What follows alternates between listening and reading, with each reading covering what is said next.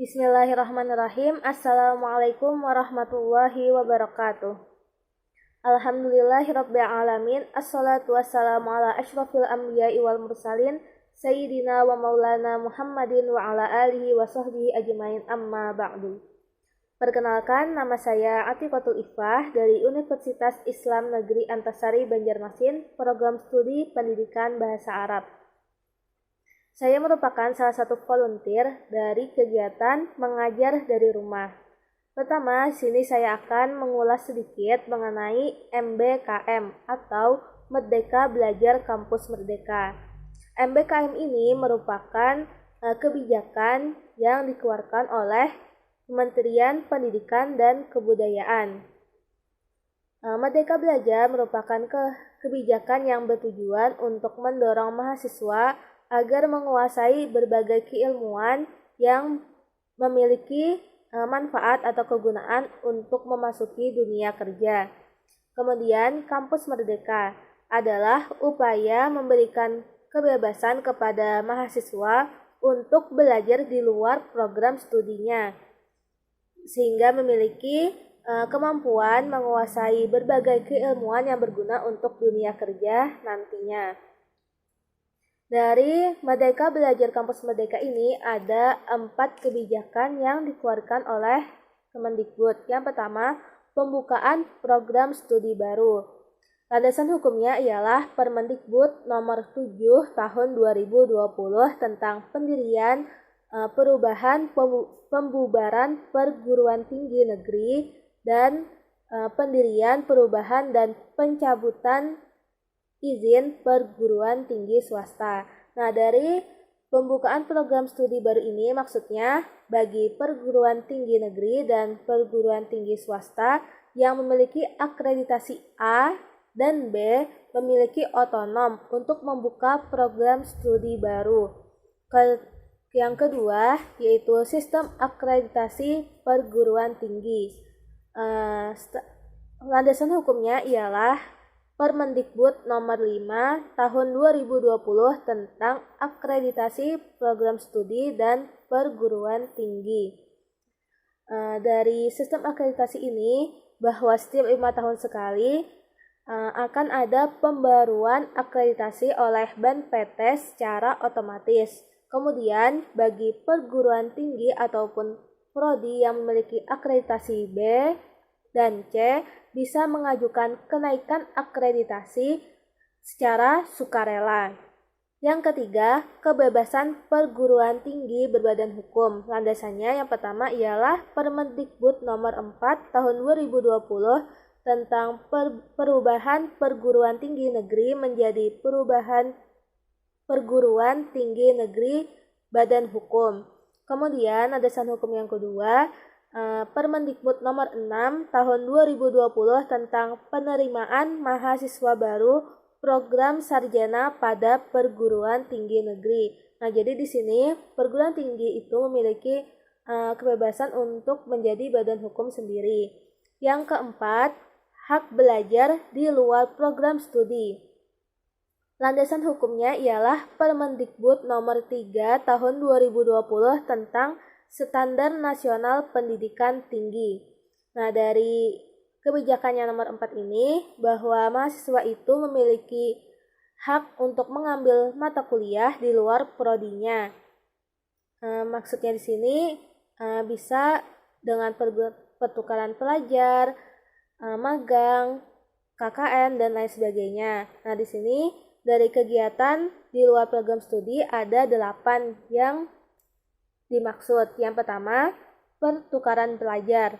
Maksudnya ialah mahasiswa bisa belajar di prodi yang sama dengan kampus yang berbeda ataupun mahasiswa itu belajar program studi yang berbeda di kampus yang berbeda. Yang kedua, magang atau praktek kerja. Kegiatan ini bertujuan untuk menambah kemampuan mahasiswa di dunia kerja. Yang ketiga, asistensi mengajar di satuan pendidikan. Nah, ini jadi mahasiswa itu yang memiliki keinginan untuk mengajar bisa menyalurkannya di kegiatan asistensi mengajar di satuan pendidikan. Salah satunya ialah kegiatan mengajar dari rumah ini. Yang keempat, penelitian atau riset, yaitu kegiatan penelitian yang bisa dilaksanakan di lembaga riset maupun pusat studi. Yang kelima, proyek kemanusiaan.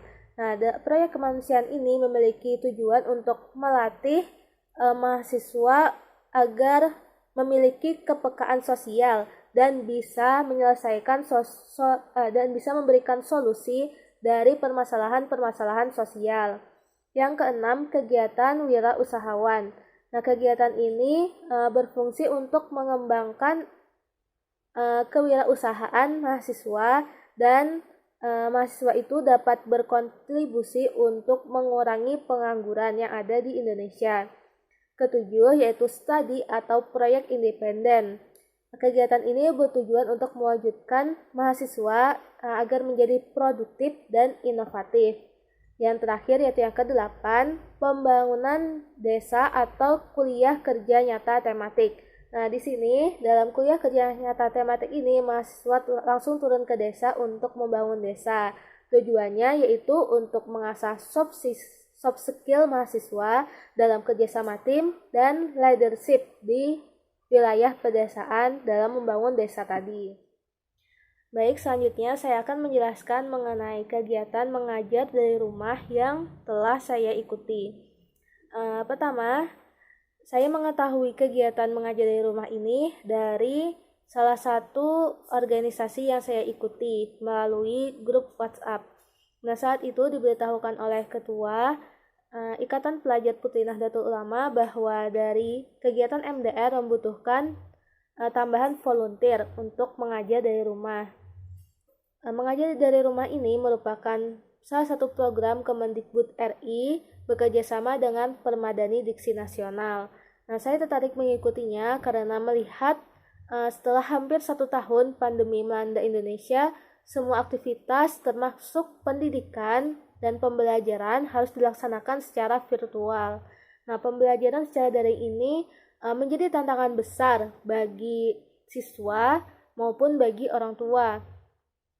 Mengapa menjadi tantangan besar bagi siswa? Karena siswa harus bisa memahami materi tanpa tatap muka, dan orang tua dituntut juga untuk mampu mendampingi dan membantu siswa dalam memahami pembelajaran. Padahal tidak semua orang tua bisa menguasai materi yang diajarkan di sekolah, ataupun orang tua tersebut memiliki kesibukan sehingga tidak dapat mendampingi anaknya secara maksimal dalam pembelajaran. Belum lagi juga problem di desa-desa, di tempat-tempat terpencil, beberapa desa itu kesulitan jaringan dan peralatan yang kurang memadai, sehingga siswa itu tidak bisa mengikuti pembelajaran secara daring dengan baik. Nah, pembelajaran daring ini bertujuan untuk membantu siswa memahami pembelajaran di tengah pandemi, memberi semangat dan wawasan tambahan untuk para siswa, serta membantu orang tua siswa dalam mendidik anak-anaknya. Sasaran dari kegiatan mengajar dari rumah ini ialah adik-adik di jenjang sekolah dasar dan jenjang sekolah menengah pertama yang ada di sekitar rumah, yaitu di Kelurahan Blimbing Raya, Kecamatan Murung Pudak, Kabupaten Tabalong, Provinsi Kalimantan Selatan. Adapun materi yang diberikan kepada adik-adik yang mengikuti kegiatan mengajar dari rumah ini ialah materi-materi yang belum dipahami oleh adik-adik dari jenjang sekolah dasar maupun dari jenjang sekolah menengah pertama.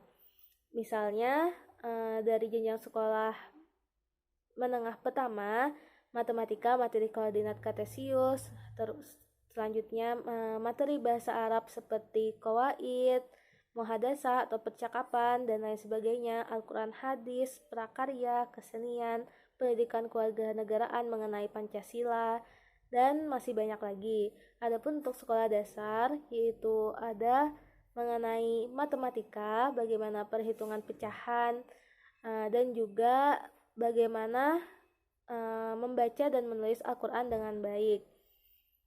Kemudian metode yang digunakan dalam mengajarkan materi pembelajaran di sekolah ini ada menggunakan metode ceramah, yaitu menjelaskan materi yang ada di buku agar dapat dipahami oleh adik-adik. Bisa juga dengan misalnya untuk muhadasah itu menggunakan metode langsung, yaitu percakapan secara langsung.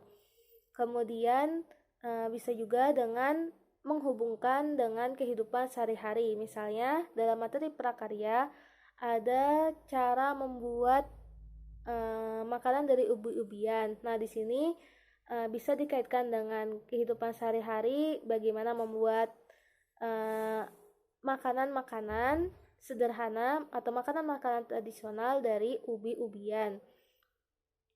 Selanjutnya juga ada menggunakan peta konsep untuk menjelaskan qawaid atau tata bahasa dalam bahasa Arab. Nah, di sini dengan menggunakan peta konsep ini, adik-adik bisa memahami bagaimana perbedaan antara jumlah ismiyah dan jumlah fi'liyah.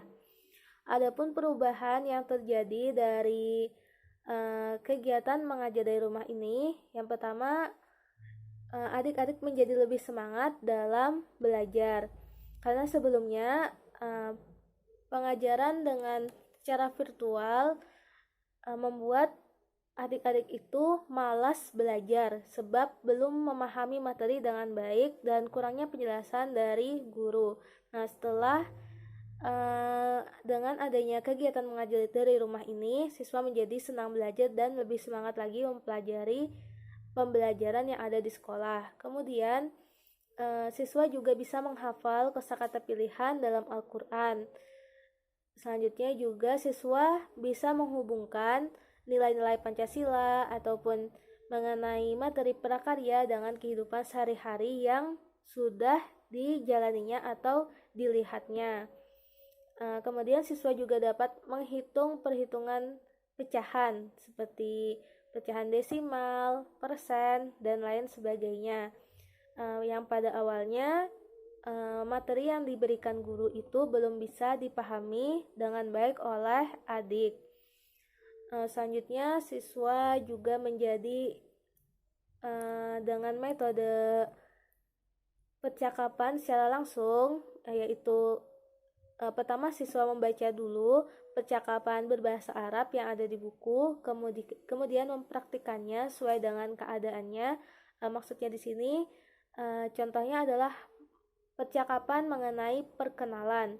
Nah, di sini dalam buku tentunya sudah ada nama yang disebutkan oleh tulisan tersebut, siapa namanya dan dari mana asalnya. Tetapi di sini adik yang mengikuti pembelajaran bisa memahami bagaimana mengubah nama ataupun asalnya sesuai dengan keadaannya. Kemudian untuk yang sekolah dasar ada beberapa huruf-huruf hijaiyah yang belum dipahaminya dengan baik. Nah, dengan adanya kegiatan mengajar dari rumah ini, dia bisa menjadi lebih fasih atau lebih paham bagaimana mengucapkan huruf-huruf hijaiyah dan juga bisa menghitung pecahan-pecahan desimal dengan baik dan benar. Selanjutnya, foto-foto kegiatan selama kegiatan mengajar dari rumah. Untuk kegiatan mengajar dari rumah ini, saya mengajar setiap hari Senin, Rabu, dan Sabtu dari tanggal 2 Desember tahun 2020 sampai dengan 28 Desember 2020 setiap pukul 15.30 sampai 17.30 WITA. تلقى عجبا وعجابا نفسك بالعلم تحررها اسأل تفتح أبوابا اسأل وستجد جوابا أسرار الكون ستعرفها ناقش واعرف أسبابا تلقى عجبا عجابا نفسك بالعلم تحررها لماذا وكيف وماذا اشرح لي ذاك وهذا قلها للناس وكررها كن فضوليا وأكثر السؤال كن فضوليا